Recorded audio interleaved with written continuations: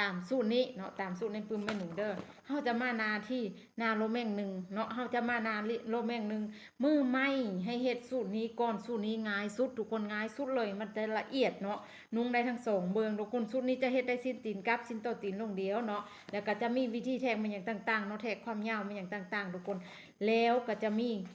หมาย1 2 3 4 5 6 7เนาะเฮาจะมาเฮ็ดตนขั้นตอนตัวที่1ซอกเส้นห้องกลางก้นเอาเครื่องกลางชิ้นเป็นห้องกลางก้นก็คือนี้เราจะมาซอกเส้นห้องกลางก้นก้นก็คือจะเอาเครื่องกลางชิ้นก็คือพับเข้มเข้ากันแบบนี้เด้อทุกคนเด้อแล้วเครื่องกลางชิ้นจะอยู่นี่เนาะเครื่องกลางชิ้นอยู่นี่โอ้ยตัวนี้นะกองมันอันนั้นบ่ได้ทุกคนแต่เก่ามันจะจึงได้เนาะเฮาเฮ็ดทันนี้เฮายังให้ไว้เฮาจึงได้ตอนนี้บ่ได้เลยทุกคนเลยเปลี่ยนไปเรื่อยๆนี่ตัวนี้เส้นห้องกลางก้นกับห้องกลางชิ้นจะอยู่จุดเดียวกันเด้อวันนี้สูตรของเมนูทุกคนหน้านี้นาเดี่ยวกวมร่วมกับทุกไซส์เลยทุกคนบอกว่าจะมาไซส์อย่างก็แล้วแต่เนาะถ้าว่าเป็นสิ้นประเภทที่เมนูเขียนลงมาท้ายแบบใดก็แล้วแต่เอวเท่าใดก็แล้วแต่ทุกคนมันจะมีสูตรง่ายๆอยู่ในนาเดี่ยวเลย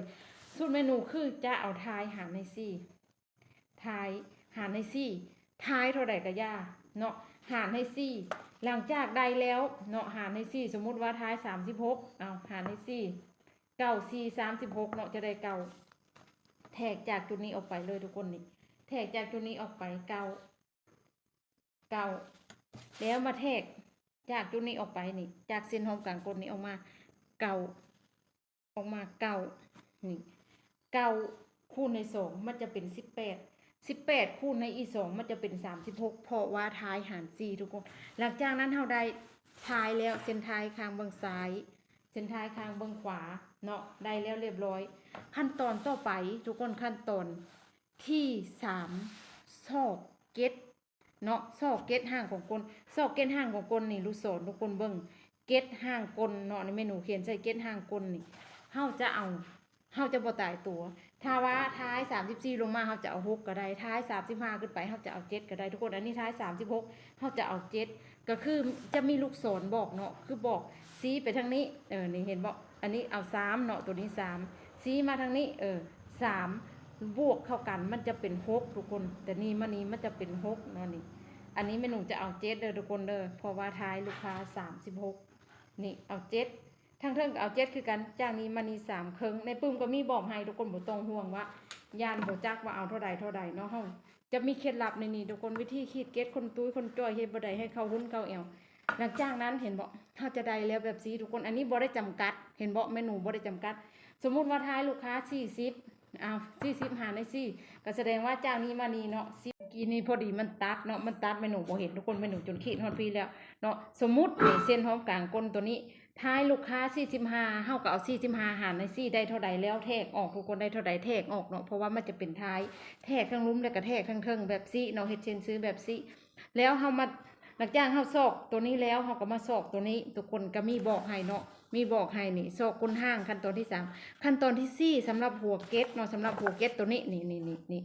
เฮาบ่ฮู้ว่าจะเอาเท่าใดทุกคนเฮาบ่ฮู้ว่าจะเอาเท่าใดนี่แม่หนูแนะนำเลยสมมุติว่าท้ายลูกค้าเนาะที่เพิ่นขอมา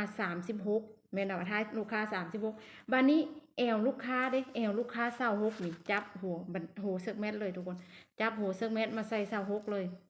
มาใส่26แสดงว่าท้ายลูกค้าลื่นแอวอยู่10นิ้วนี่เนาะ10นิ้วถ้าว่าแอวลูกค้า28แสดงว่าลื่นกันอยู่8นิ้วแอลลูกค้า30ลื่นกันอยู่6นิ้วให้เบิ่งเอาในนี้เด้อทุกคนเด้อเฮ็ดแบบนี้เด้อแอลลูกค้าผู้นี้ลื่นกันอยู่10นิ้วหลังจากฮู้จักแล้วว่าลื่นกันอยู่10นิ้วทุกคนให้ไปเบิ่งอยู่หน้าที่7เนาะนี่เห็นบ่ให้ไปเบิ่งตามสูตรหน้าที่7ของหัวเก็ดซินท้ายลื่นแอลจักนิ้วเฮาก็เปิดมาเบิ่งหน้าที่7เลยเพราะว่าหน้าที่7ของเมนูตัวนี้คือเฮ็ดมาให้เรียบร้อยแล้วสำหรับเรื่องหัวเก็ดมันจะเปียอยู่ในนี้เห็นบ่เมนูจังบอกว่ามาท้ายเท่าใดแอวเท่าใดก็แล้วแต่มันจะมีครบอยู่ในนี้เลยทุกคนหน้าเดียวนี่แต่ว่าครบทุกไซส์ทุกคนบางคนอาจจะบ่เชื่อเนาะว่าหน้าเดียวเท่านี้บ่สำหรับหัวเก็ดแม่นทุกคนอันนี้เมนูจะแนะนำเด้อนี่เห็นบ่ท้ายลื่นแอว10นิ้วท้ายลื่นแอว11นิ้วท้ายลื่นแอว4ครึ่งเนาะท้ายลื่นแอว5ครึ่ง6ครึ่ง7 ท้ายลื่นแอล2ท้ายลื่นแอล1เนาะหรือว่าท้ายลื่นแอลทอกันท้ายลื่นแอล12ท้ายลื่นแอล14เครื่องเห็นบ่มีครบเบิดอยู่ในนี้ทุกคนโดยการเอาท้ายลบให้แอลของแม่หนูท้ายลื่นแอล10นิ้วเนาะที่เพิ่นถามก็มาแม่หนูก็บอกว่าเก็ตท้ายเนาะเอาเท่าใดเก็ตท้ายคือเก็ตใหญ่เด้อเก็ตก้นเอาเท่าใดเก็ตหน้าเอาเท่าใดเห็นบ่แม่หนูบอกแล้วว่าเอาเท่าใดเนาะเฮาก็มาจัดตามที่แม่หนูเขียนเลยทุกคนเฮาจะเอาห้องนี้ก็ได้เด้อนี่เห็นบ่ห้องนี้มานี่เนาะเอาเท่าใดเฮาก็มาจัดการกันเลยทุกคนนี่ถือว่าแล้วเรียบร้อยได้ง่ายแห้งได้ทุกคนเลยนี่ตามนี้เด้อผู้ใดที่ได้ปึ้มไปนะจะง่ายที่สุดเลยทุกคนแล้วแม่หนูก็บอกว่าเก็ตตัวนี้เอาเท่าใดเก็ตตัวนี้จะใหญ่เด้อทุกคนเด้อสำหรับเก็ตเพราะว่าแอวเพิ่นน้อยเด้แต่ท้ายเพิ่นใหญ่เด้เก็ตตัวนี้จะใหญ่เป็นพิเศษเนาะสำหรับไซส์นี้นี่แบบสิอันนี้เมนูก็ขีดให้มันนั่นแหละนี่ก็ถือว่าได้แล้วเนาะสำหรับหัวเก็ตทุกคนถือว่าเปี้ยเลยได้เปี้ยเลยแต่ว่าเซ็กขึ้นเด้อทุกคนเด้อเพราะว่าบางทีเราอาจจะขีดบ่เปี้ยหรือว่าเราอาจจะยิบบ่เปี้ยหลังจากนั้นเก็ตหน้าเนาะสำหรับไซส์นี้ให้แทกจากบนที่เราจะยิบออกไปนี่ไซส์นี้เอาความทรงวางตัวนี้อยู่ที่3นิ้วทุกคนนี่แล้วเราก็จะยิบก็จะขีดบนยิบนี่นิ้วนึงข้างนั้นคือกันแล้ววันนี้เราก็เอาลงสำหรับการลงเกตเนาะการขีดเกตในปึมจะมีบอกให้เรียบร้อยเลยทุกคนเลยแล้ววิธีไล่หัวเกตอยู่ในนี้เนาะแม่หนูมีอธิบายให้เรียบร้อยทุกคนว่าเห็นแบบไหนก็ถือว่าละเอียดอยู่ในนี้เนาะอันนี้คือถือว่าแล้วเด้อแล้วก็ยังบอกพอเท่านั้นทุกคนหลังจากไปเบิ้งอยู่หน้าที่7แล้วเนาะหลังจากไปเบิ้งหน้าที่7แล้วเมนูจ้าแนะนำโตเนาะสำหรับความยาวเกตนี่ก็จะมีเนาะความยาวของเกตท้ายก็จะมีทุกคนการซอกความกว้างแม้นให้ไปเบิ้งนาที่49และก็นาที่50แล้วก็มีอธิบายให้เฮาก็ปืดมาต่อเลยหลังจากเฮาขีดอันนี้แล้วเฮาไปยิบเกตแล้วเฮามาเบิ่งนาที่49ทุกคนเฮามาเบิ่งนาที่49นี่อันนี้นาที่48นาที่49นี่เฮายิบเกตแล้วเห็นบ่นี่นาที่49วิธีเฮ็ดแบบใดให้เบิ่งตามนี้เลยนาที่50เฮ็ดแบบใดให้เบิ่งตามนี้เบิ่งไปเลยทุกคนเห็นบ่นี่จะบ่ซับซ้อนและวิธีการโค้งหัวก็มีให้เบิ่งในนี้แล้วยังบ่พอนี่เอาไม้บรรทัดแทกให้เบิ่งพร้อมเนาะถ่ายให้เบิ่งพร้อมว่าเอาแบบใดเอาลงแบบใดเป๊ะไม้บรรทัดแบบใดการเข้าหัวแบบใดสิ้นหัวก้อยอยากได้สิ้นหัวก้อยงามอยากได้สิ้นหัวก้อยพอดีเฮ็ดแบบใดเห็นบ่นี่จะมีแทกง่ายๆอันนี้วิธีแทกความกว้างของสิ้นเฮ็ดแบบใดเนาะอันนี้คือวิธีตัดหัวก้อยนี่เห็นบ่แล้วเรียบร้อยตัดหัวก้อยสิ้นหัวก้อยนี่แล้วจะมาอีกวิธีหนึ่งทุกคนจะมาอีกวิธีหนึ่งวิธีนี้จะอยู่หน้าที่8แต่ว่าผู้ใดที่บ่ถนัดแม่หนูจะบ่แนะนำเด้อทุกคนเด้อแม่หนูแนะนำให้วิธีหน้าที่โลแม่งหนึ่งจะง่ายกว่าตัวนี้หน้าที่8ก็คือจะซอกใบก่อนนุ่งเบื้องขวา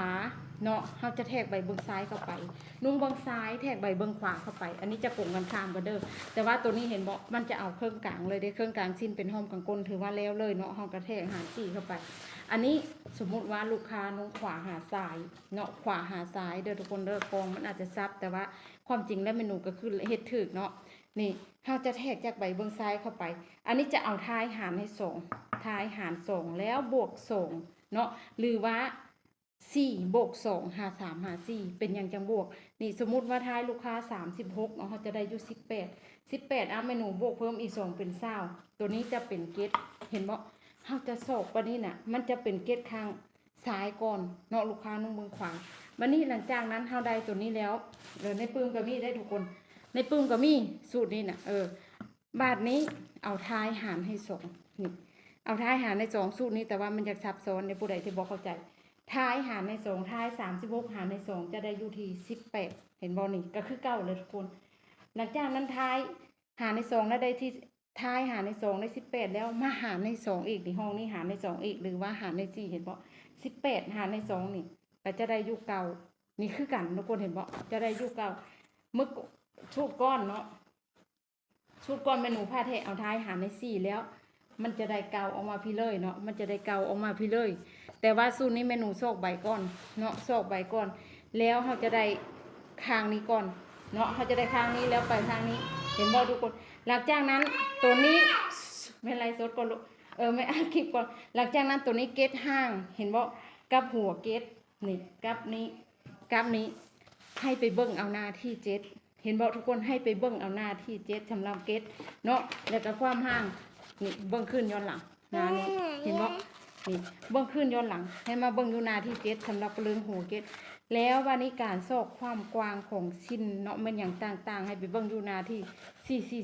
49แล้วก็50คือเก่าเห็นบอกทุกคนนี่มันก็จะมาหน้านี้เก่าเนาะอันนี้คือเป็นสูตรที่ FC ถามเข้ามาเด้อทุกคนเด้อสำหรับวิธีไลเนาะแอล26ท้าย36สำหรับของเมนูเองแม่นให้เบิ่งอยู่ปุ่ม เนาะเมนูมันแนะนำให้เบิ่งอยู่ปุ่มทุกคน เพราะว่าเรื่องของหัวเกตมันอย่างมันจะเปียอยู่ในนี้มันจะบ่ยากเนาะมาแอลเท่าใดก็ยากคือเมนูแนะนำให้เรื่องลบนี่แหละเนาะลบตัวนี้แหละสมมุติว่าแอลท้ายมาเท่านั้นเท่านี้